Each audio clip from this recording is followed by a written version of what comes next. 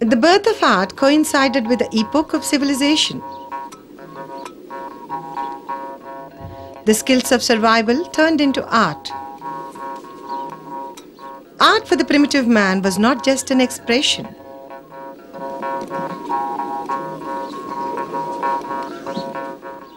It was a demonstration of vital skills honed to perfection. To this day, art for the tribals is sacred. It is life in its essence.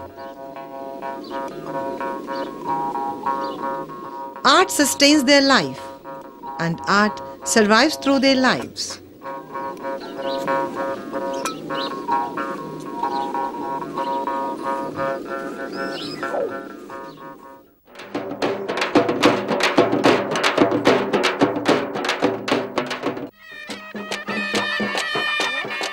Srikakulam and Vijayanagaram districts in Andhra Pradesh are home to Konda Savaras, a primitive tribal group. They are known for the rich and ancient tradition of wall painting known as Edison in their dialect. For the Savara, wall painting is sacred and its making a ritual. Painted on the inner wall of the main house, Edison is an essential feature of a Savara home. It is a shrine where all the rituals of the household take place. On a festival day, a fowl is sacrificed for an appeasement.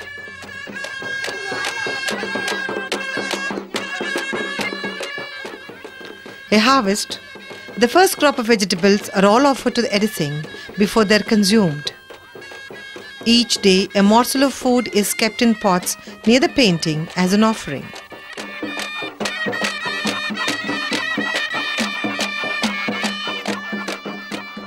Traditionally done by Veju, a medico-religious priest, the Edison is also a fulfillment of a vow taken in time of difficulties. Often a man widowed or deserted makes such a vow. The painter is on fast when the Edison is painted on behalf of those who take the vow.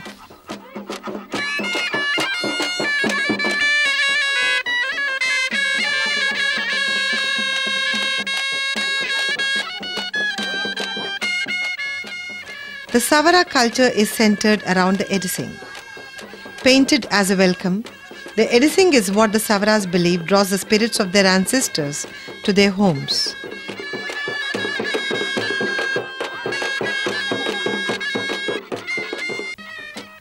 The painting itself is a collage of motifs drawn from their daily lives, past and present.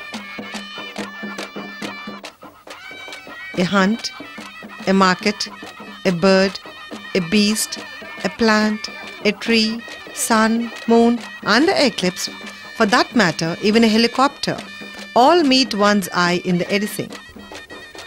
So much like his motifs, the materials the Savara uses to make the painting are all obtained from his daily life.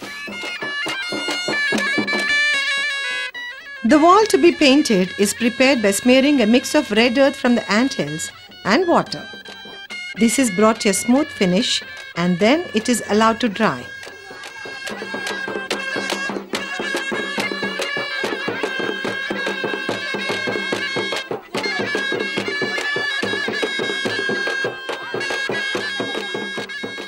Rice flour is used for white.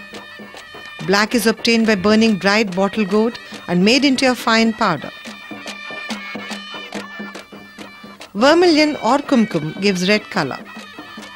Even the brush that is used to paint is a stub of fresh bamboo crushed on one side. The result? A brief history of man. A depiction of past going back to the days when he had to hunt for food, to a distant future to which he fancifully takes flight.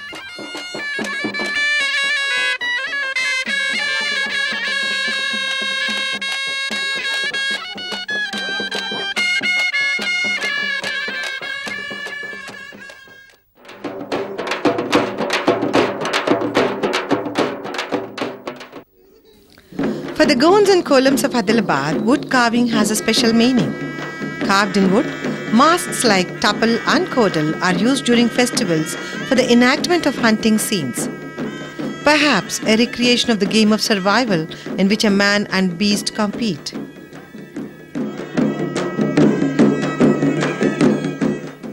The idols of gods and goddesses of several tribal communities are made from the wood of particular totem trees which are considered sacred. The use of wood was in vogue before carving in stone has started. The Kolams make idols of their supreme god Bhimdevara. They fast before cutting a suitable totem tree for the wood. The idol of Lord Bhima is then carved. He is represented by a mace. The mace is quadrilateral, measuring nearly 2 feet.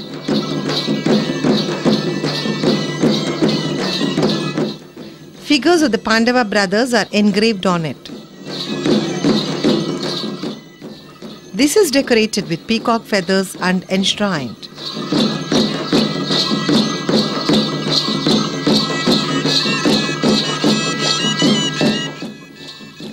These brightly painted toys are made by the Kolam children in wood, and thus the tradition of wood carving continues. Wood carving is known among the Savaras too. The village deity Gusada Devata is carved in wood. This is erected by the side of the path leading to the village. They put this skill to practical uses too. These implements used in Podu agricultural practices were fashioned from wood. Finely engraved columns like these are used as struts, supporting roofing material and as ornamentation for the doors.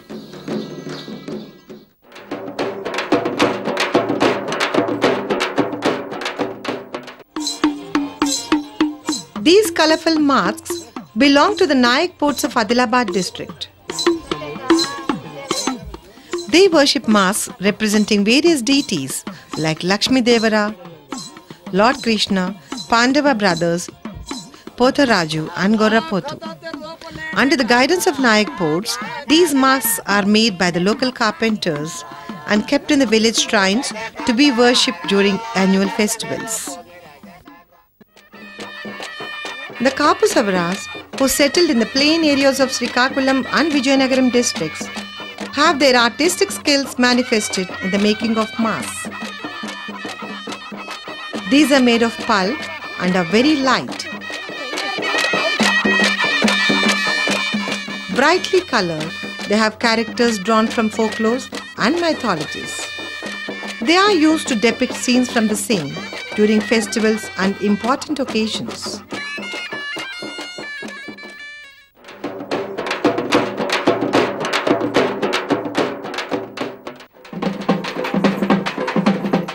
Among the tribes who subsist on hunting and gathering, bow and arrows are essential possessions. They are used for hunt or in self-defense.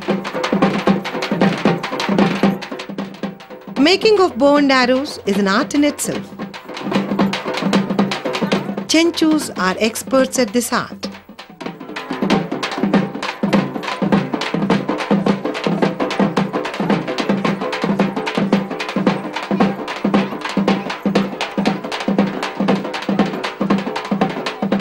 They are always seen sporting bow and arrows.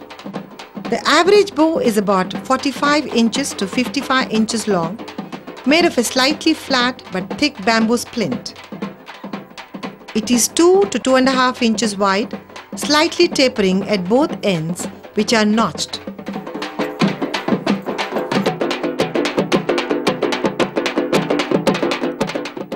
The bow is strung with a strong, thin split bamboo.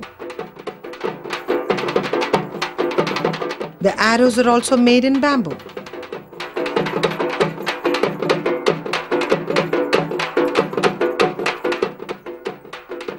The shape of the arrowhead alters its speed and stability in flight.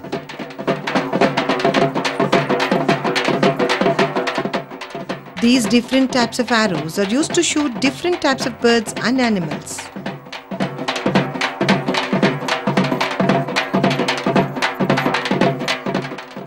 Feathers are set at the lower end of the arrow to make it stable during flight. These bows are fabled for the great strength one requires to bend them, and no one but the tribesmen themselves can claim this glory.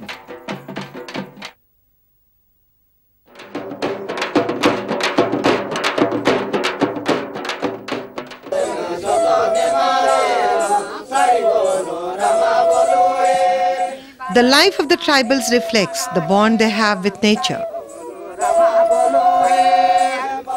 Their homes showcase not only the understanding of the properties of various building materials, but also their innate sense of beauty. They have perfected the art of decorating homes through wall plastering. Their homes are adorned with warm, bright but earthy colors. The walls are plastered with a mix of fine red earth obtained from the ant hills, along with ash and lime.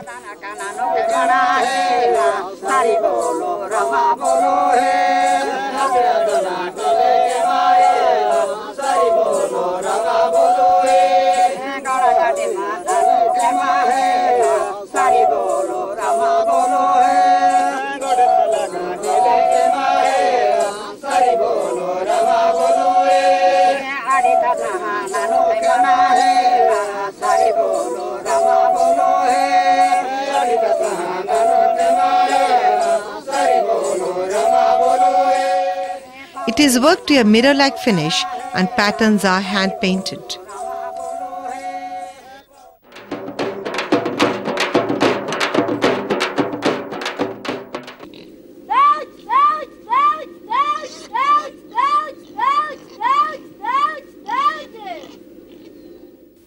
Yerikulas are widely distributed throughout Andhra Pradesh and neighbouring states.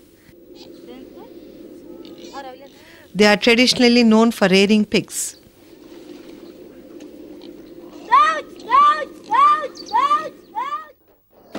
They also have expertise in mat weaving and basketry.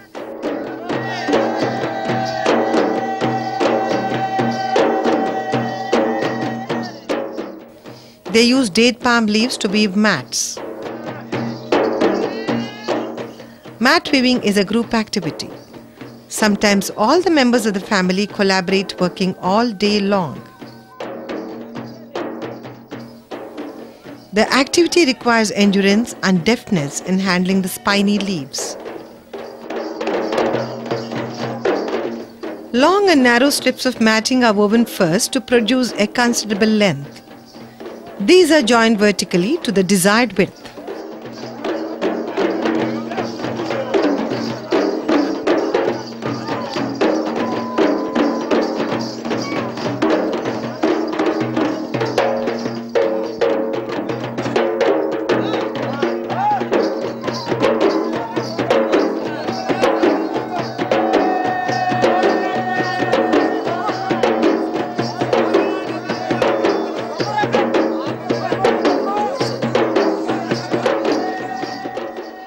Lambadas, who are neighbors of Yerikulas in some districts, have adapted their mat weaving and taken it as a profession.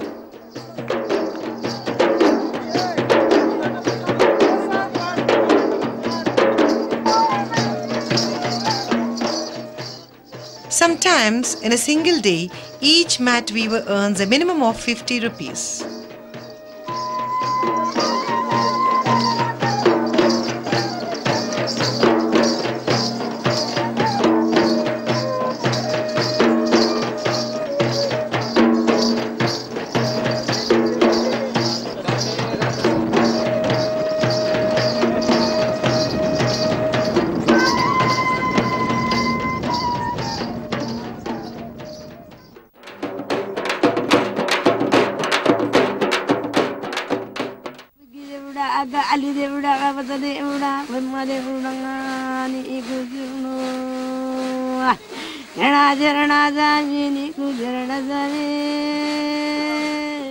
The desire to know one's future is irresistible to anyone. These Yerikula women foretell future with aplomb. They have been immortalized in legends. Their sing-song fashion of soothsaying is very characteristic.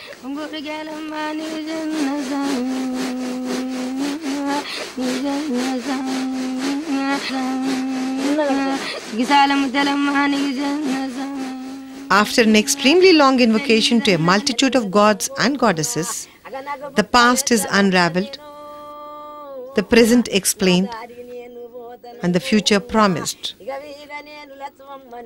That is why this much sought after soothsayer is called Yaruka, the one who knows the future.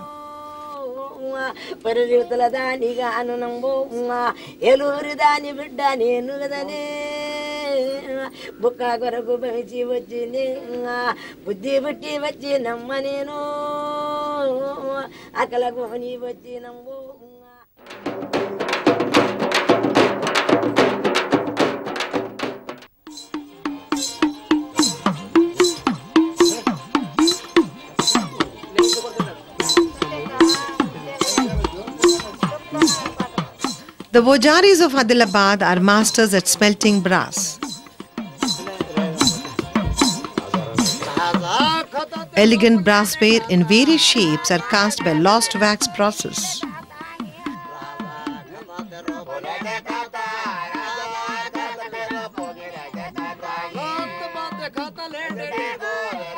They make idols of various gods, articles of worship, lampstands and figurines which adorn many a house. The object to be cast is first made in wax and mold is made in clay and baked. Molten metal is poured into the empty mold in place of wax. From this emerges a beautiful work of art.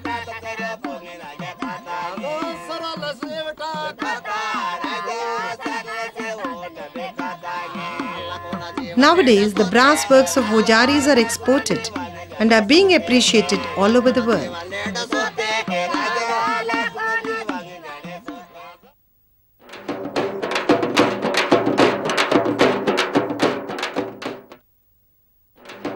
The Banjaras or Lambadas are a nomadic tribe widely distributed in India.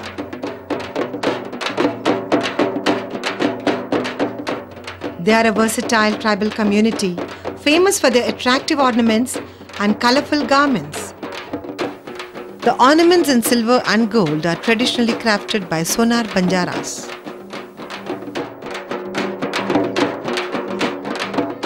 It is a tradition among the Banjaras to present silver ornaments weighing not less than a kilogram to the daughter at the time of her marriage. Mothers also present rings made out of coins to their daughters. These are in turn passed from generation to generation. From the ornaments worn, one can infer the marital status of a Lambada woman. A married woman sometimes wears a pendant which indicates the number of children, especially the male ones she is having. Unmarried girls tie some brass bells to their legs called janjeeria. These are removed at the time of marriage. The unmarried girls wear topli to their pigtails, but after marriage, a gugri is worn above the topli.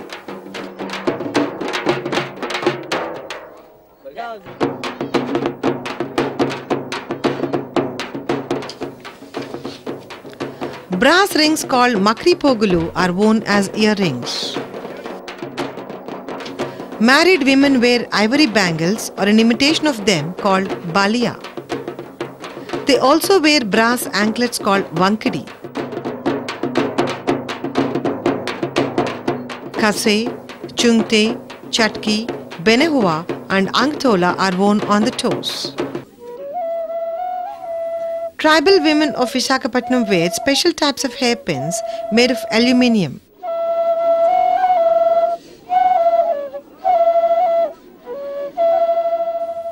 The Konn women put on big aluminium anklets and bracelets in addition to silver pendants. They come to the shandy attractively dressed with oiled and combed hair sporting flowers just above the ears.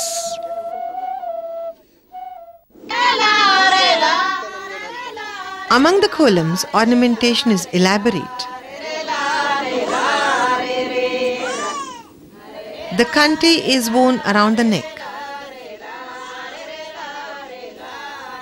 The mole party adorns the waist, made in silver. It is presented by the groom at the time of marriage. Married women are very fond of this.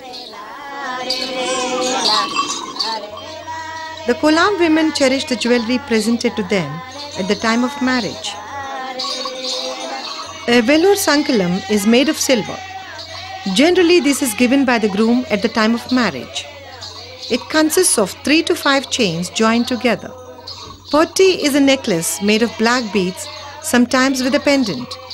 This is tied at the time of marriage. Mangati kadiya are bangles made of aluminium or silver. Danda kadiya are worn on the upper arm, made in aluminium or silver. A baji band is worn on the upper arm below the danda kadiya. Toe rings called gatta vende vangara are put on by married women. Anklets called kal kadiya are made of silver or aluminium. Tummakai billalu made of silver or aluminium. It resembles tumma or acacia fruit, hence the name. Beautiful earrings worn by the women are called kevongara or kamalu. Irrespective of marital status, a mukungira is a nose ring made of silver, brass or gold is also worn by women. Mukkutarpa or mukkupudaka is a nose stud worn by women. A groom is not obliged to present all the ornaments except potti at the time of marriage.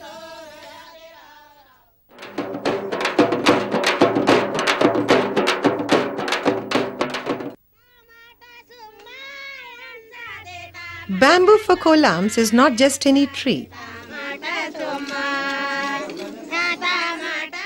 It gives them life as it lends the tribe its name. Kola in their language means bamboo.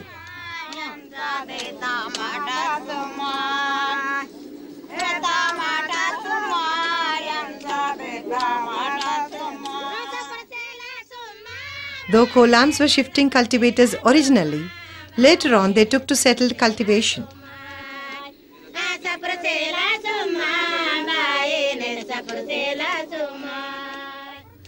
Basketry is still one of the main occupations of kolams.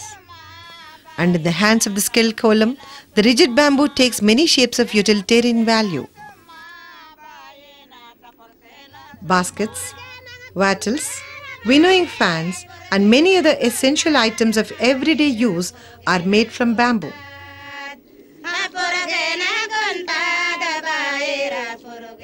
It is difficult to distinguish the tribal's art from his everyday life.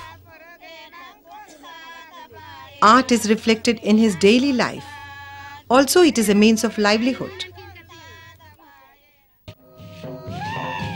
Nestled along the banks of river Godavari in Khammam, East and West Godavari districts, are the Kondaredis, whose important occupation is basketry, and they are real masters in it.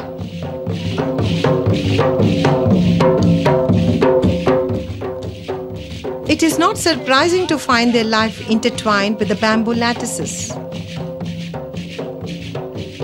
Hen coops, sheep pens, or cradle for the baby, it is bamboo everywhere. For some Kondaredis, it is bamboo alone that gives them their livelihood.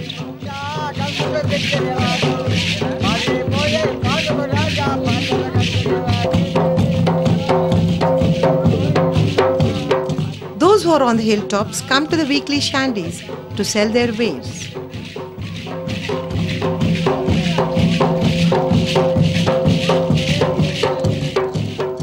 Nowadays, handicrafts being made by the Kondaredis under ITDA training scheme for primitive tribal groups are gaining popularity and reaching many homes.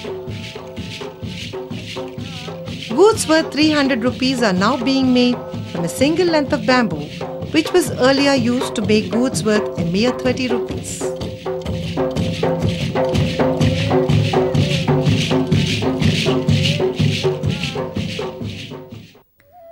Basketry of Visakhapatnam tribes is very interesting.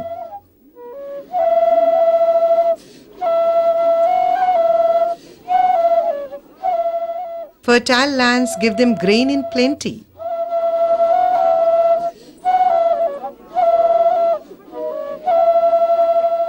And they make huge granaries to store the entire year's stock.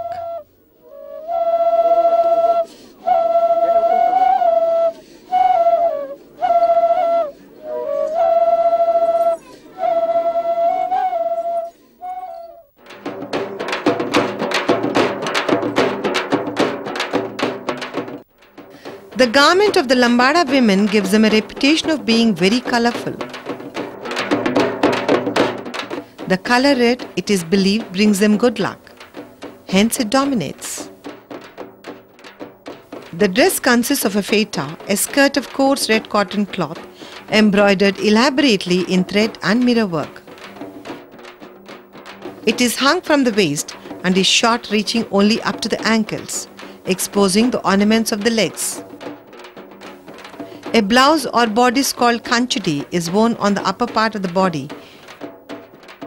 Typically, it is open at the back. It is also rich in embroidery work with flat strips of cloth attached at the back to fasten the kanchudi. Kanchudi derives its name from glass for the elaborate mirrorwork found on it. Chotiya is a piece of cloth measuring 2.5 yards, rich in embroidery and mirrorwork. One end of this is tucked at the waist and the other thrown over the left shoulder and the head. This also covers the naked back. The garments are brightly colored, made of thick and coarse cotton cloth to take the weight of mirrorwork, beads and cowrie shells. The cloth is long-lasting. It is customary for the mothers to present at least 2 pairs of these richly embroidered dresses to the daughters at the time of marriage. The mothers usually busy themselves with the making of these dresses as soon as a daughter is born.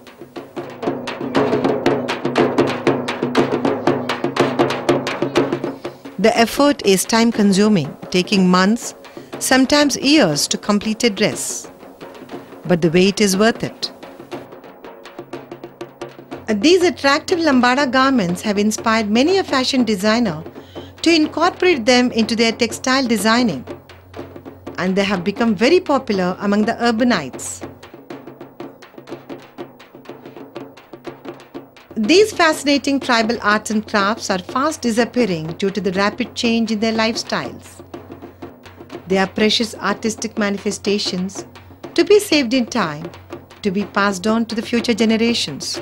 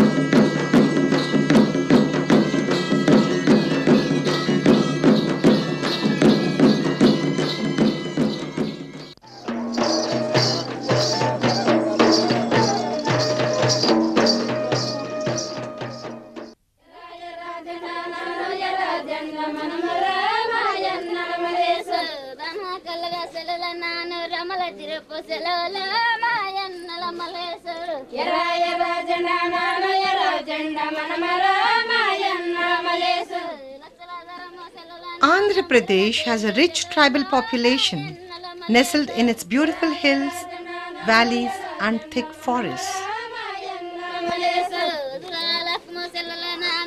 The tribals are a happy and carefree lot. They live in harmony with nature and celebrate life through dance and music. Dance is second nature to them. It's just a way of life, an expression of joy and at times sorrow. Their simple movements have a natural grace and an innate sense of beauty and rhythm. The tribals have retained the tradition and essence of their dances, passed from generation to generation. But contact with the mainstream has affected their lifestyles, resulting in a few inevitable changes in costumes and get-up.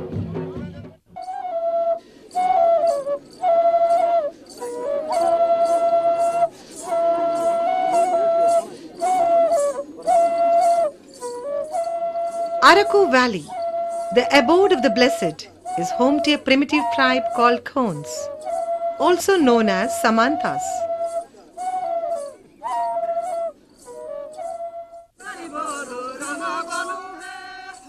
They perform a graceful dance called Mayuri or Manzoor Naat. The musical and rhythmical accompaniments mainly consist of the Pirodi and the Muyanga. Pirodi is similar to a long bamboo float with 5 holes. Its melody inspires a spontaneous movement in the dancers, and they swing rhythmically with the jingling anklets on their feet, called the Muyanga. Men wear a white dhoti and a colourful headgear called Toyanga, which resembles the plume on a peacock's head. A bright and colourful cloth is tied as a turban, and the ends are draped at the back and tied to the waist. In olden days, they also used to tie bunches of peacock feathers called Melka Muttanga on the rear side of the hips. Nowadays, you find this missing in the dancers' costumes.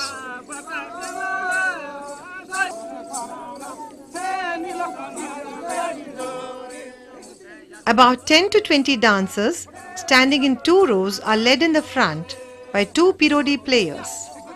The dancers use small steps in rhythmical phrases, waving scarves in both the hands. They step backward and forward in swift movements, while the Pirodi produces melodic tunes. The lyrics are in Kubi or Kui, which is the Khon language. The main singers are the front dancers, while the rest give vocal support.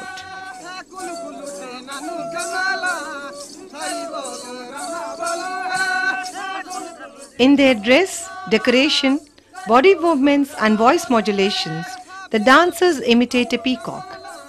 This dance is performed exclusively by men, since it is a male peacock which spreads its colourful feathers and dances, while the female just watches in admiration.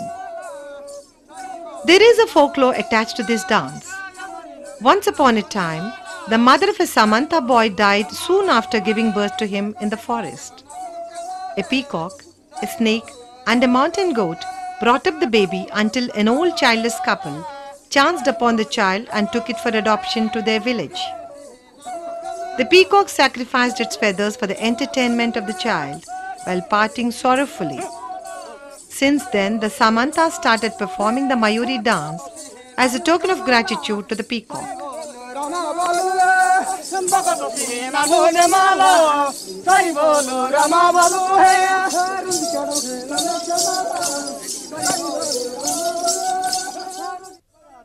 Khon marriages and festivals are the occasions for this dance. Sometimes the entire process of marriage rituals and divorce proceedings are depicted in this dance form.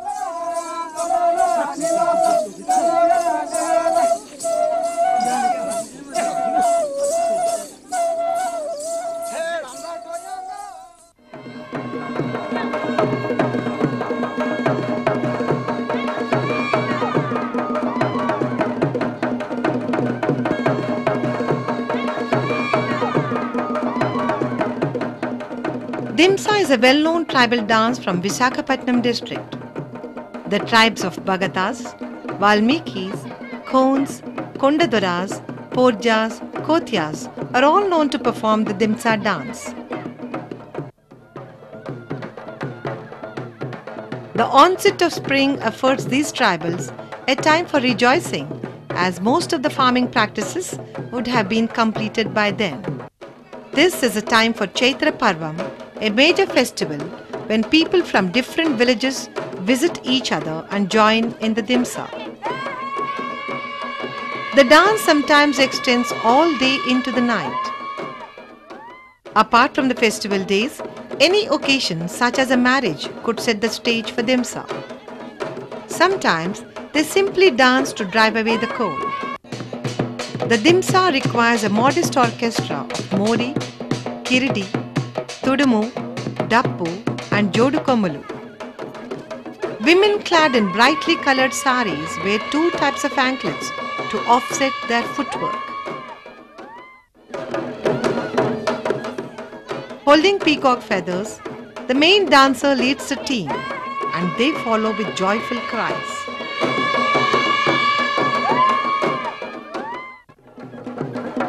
They move swiftly in serpentine coils. Their graceful, gliding movements to the rhythmic beats are at times highly enchanting.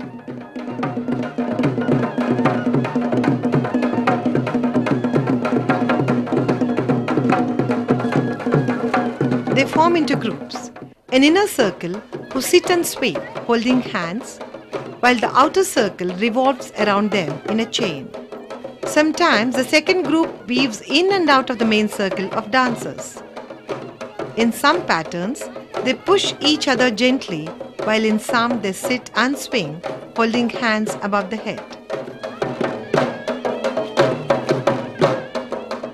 There are 15 types of Dimsa: Boda Dimsa, Gunderi or Usku Dimsa, Goddi Beta, Potar Thola, Bagh Dimsa, Natkari, Kunda and Baya Dimsa are some of the important Dimsa forms.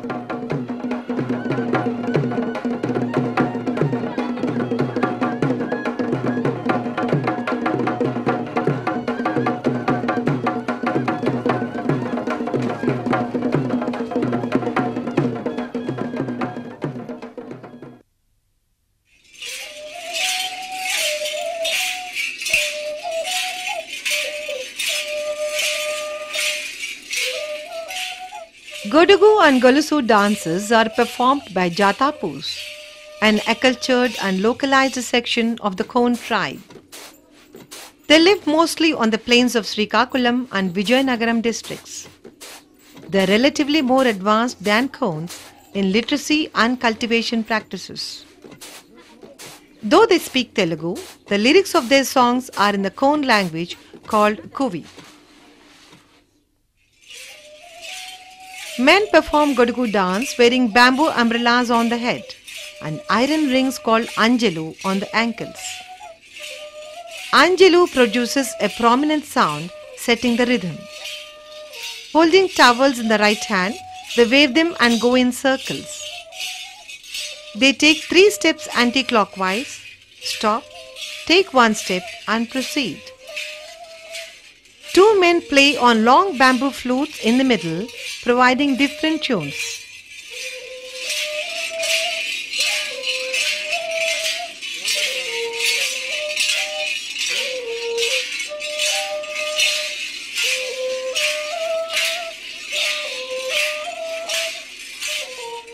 In one interesting pattern, the dancers, while moving anti-clockwise, squat on the ground, dropping the towel, hop 3 times to the left, then come back to the original position hopping, pick up the towel, stand up and proceed till the next round of sitting and hopping.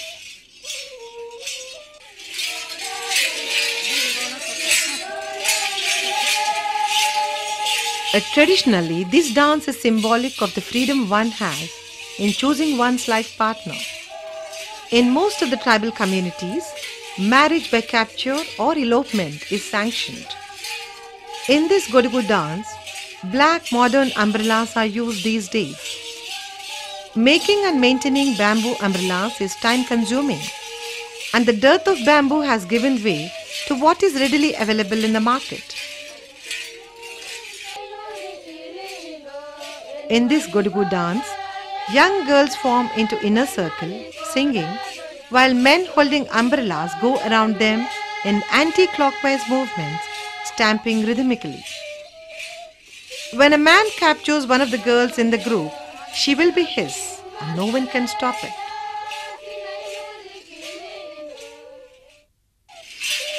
A variation of the Gogo dance is the colourful. It is led by two flute players swinging gracefully, followed by the dancers.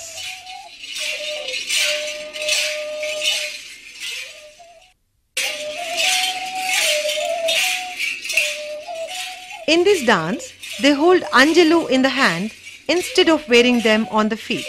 Tapping the ground with sticks, they go in a straight line singing, following the flute players. The dancers move forward and backward in a single file. This dance has agricultural references in it.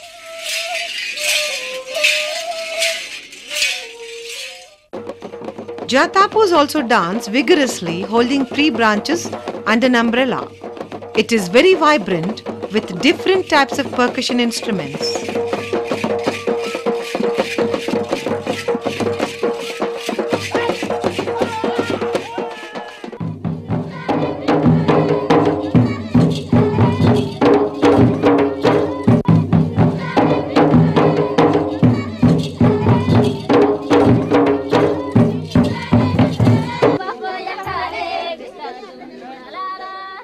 Bison Horn dance is performed by Koyas. They are mostly found in East and West Godavari, Khammam and Warangal districts. They are also scantily distributed in Adilabad and Karimnagar districts. They have a strong affinity with the Bison Horn Maria Gons of Bastar in Madhya Pradesh.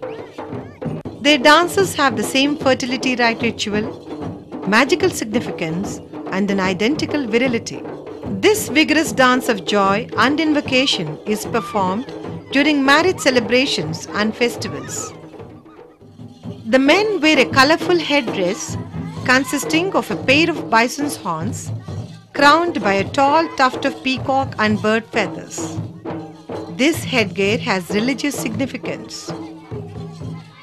Brightly coloured saris are wound around these, the ends hanging at the back. The male bison horn dancer resembles the lord of the peace, Pashupati, one of the seals found in Mohenjo-daro and Harappa. Women wear colourful saris with bird feathers stuck in the hair, which is gathered into a bundle at the nape of the neck. Some of them also wear flowers in the hair.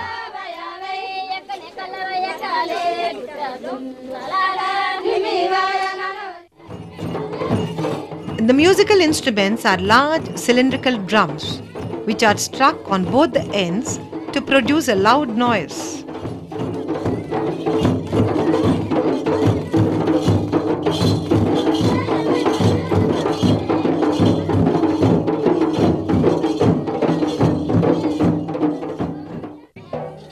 Trumpets made of horn are blown to further inspire the dancers.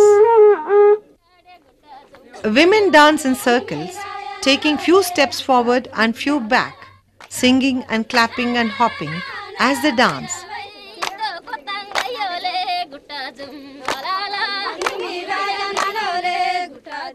Turning and bending and ever moving round.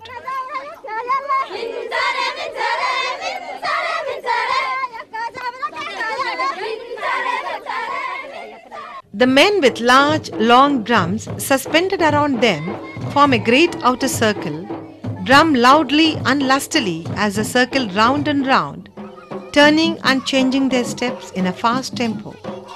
Koya dance has its own vigor, its life-enchanting quality and purpose. The bison horn dancers do a few feats to demonstrate their skills, like picking up currency notes from the ground with their horns. Sometimes they lock horns in a mock fight with fellow dancers.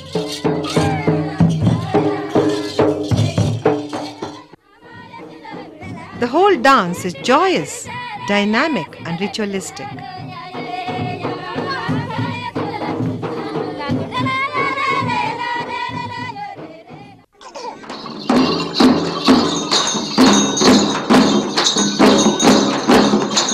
The Adilabad district, situated in the extreme northern part of Andhra Pradesh, is home to some of the important tribal communities like Gonds, Kolams, Pardhans, Thotis and Naikpods.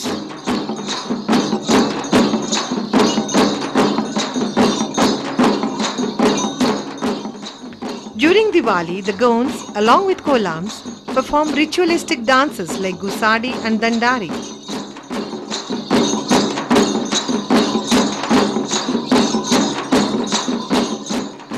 These bands of dancers and musicians visit neighboring villages where they are received as honored guests. Inter-village solidarity is exhibited during Diwali season when the villages vibrate with rich music as the dance groups exchange visits. Major food crops like maize and bajra are harvested before Diwali in this region. Hence, this is a festival of plenty. Gusadi is highly ritualistic in character. The face of Gusadi dancers are painted black and the bodies with small white circular patterns. They wear huge peacock feather caps decorated with mirrors and colourful glasses. Goat or sheep horns are also fixed on the front side of the headgear. They put on false bushy beards and long moustaches made of jute. Multiple strings of shells, dried seeds of wild grass and tiny bells hang around their necks and wrists. Bigger bells that usually adorn the bullocks are tied around the waist. As the dancers swing their arms and their bodies, the bells produce a variety of sounds. Dried goatskin is hung from the left shoulder. A small sling bag carries the belongings of the dancer. They also wear long plaids made of jute.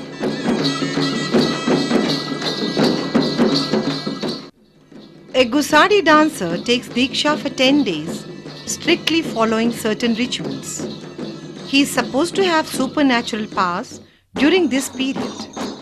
He carries a long and sturdy staff resembling a pestle. This is made from the wood of Ramkeri tree. He moves it rhythmically during the dance and it is called the Gusadi Rokan. During the Diksha period, by a mere touch of this staff, he is believed to cure any ailing person.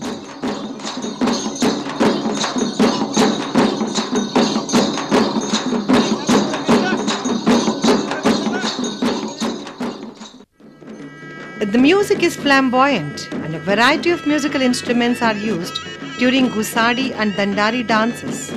Dappu, Ghumela, Dhol, Vette, Fara, Pepri, Kaliko are the main instruments.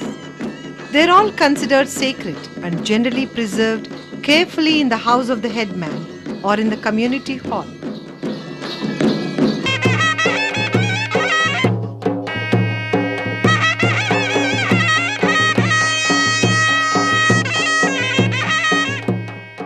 Thotis and Pardhans are the traditional bards for Gonds and Kolams.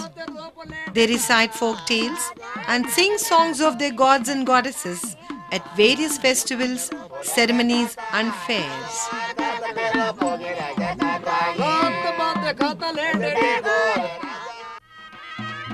They play a great role in Gusadi and Dandari dances as they travel along with the dance troupes during the festival, visiting many villages, playing musical instruments. They are paid in cash or kind for the services rendered.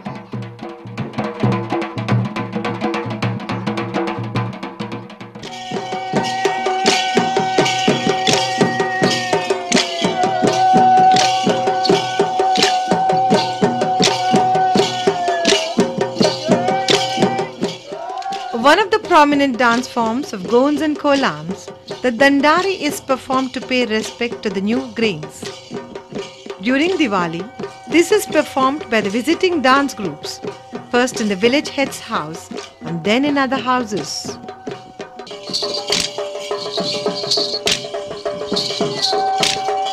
They all dance together, moving anti-clockwise. They hold sticks which they strike against one another to keep time. This is called the Dandari. According to Gold legend, the dance was created by the ancient hero Dandariya, who was a descendant of the Pandavas. In this dance, only men take part and the boys are dressed as girls.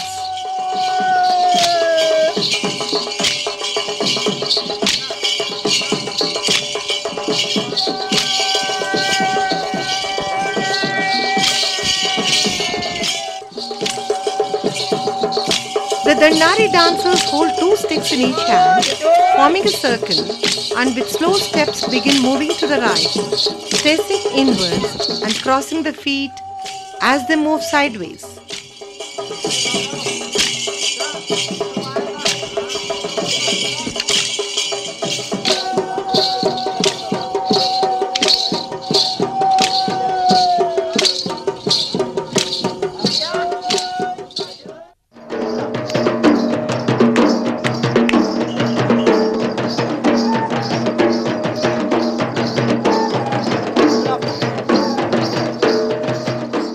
This is a typical kolam dance performed only by men. Here too, some of the men are dressed as women. Long bamboo flutes, decorated with peacock feathers, produce melodious music, and the dance movements are also very graceful.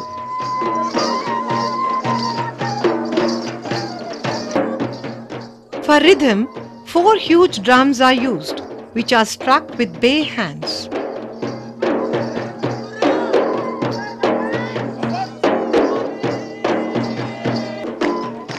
Many tribal dances derive simply from social expressive urges, the collective desire to move, to exercise rhythmically, and to entertain oneself.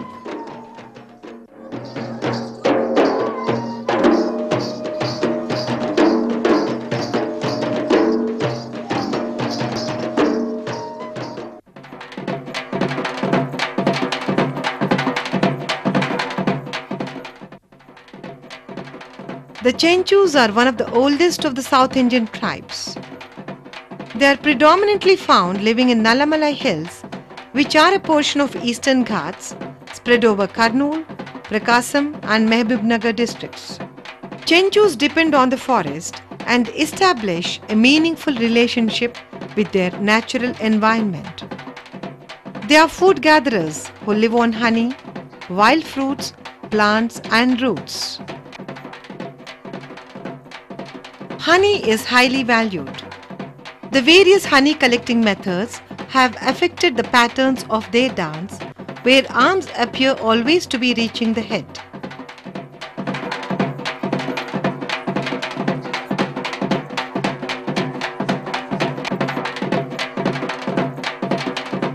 For rhythm, they use single membrane drums. The costumes are everyday plain clothes. They don't normally oil their hair, as they are not in the habit of extracting oil.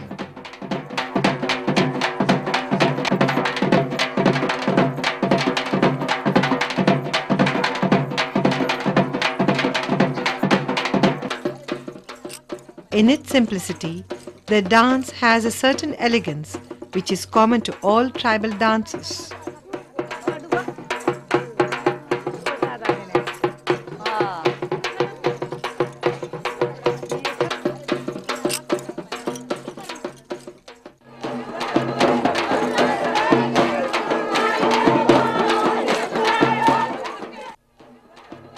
Lambadas are one of the most colourful and beautiful people. They certainly stand out among all the tribes. They are fair complexioned, intelligent, well-built, sturdy people who have weathered many a storm during their journey from their original home in Rajasthan to the south.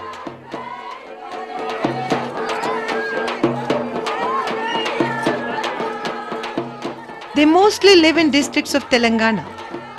They are called by several names such as Banjaras or Vanacharas or Lavanamis, salt dealers, or Sugalis, cowherds.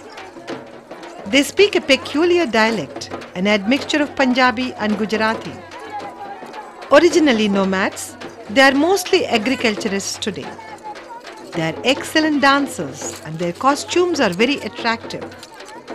The songs and dances were originally held on camping grounds in the same manner as in UP and Rajasthan. The daily life of women conditions the pattern of the dance. They live in areas where women must collect and store water. This daily chore is transformed into a joyous activity through the dance.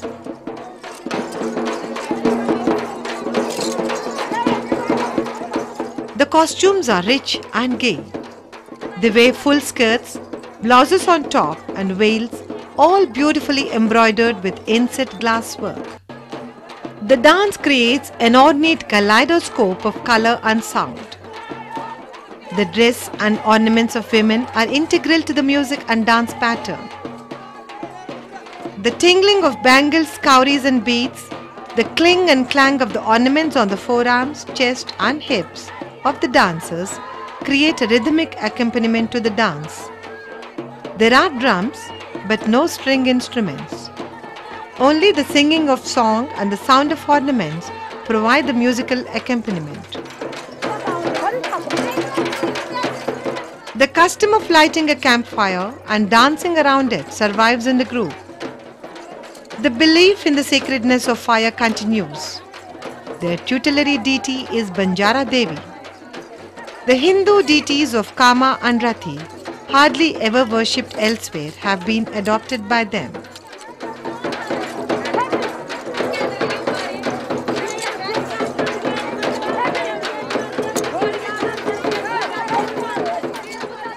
These beautiful melodies, steps and rhythms may one day be lost to the fast-changing times.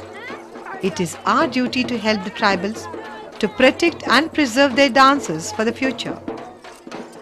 They have contributed immensely and enriched our cultural heritage. The tribals are a part of mankind and civilization. May their tribes increase.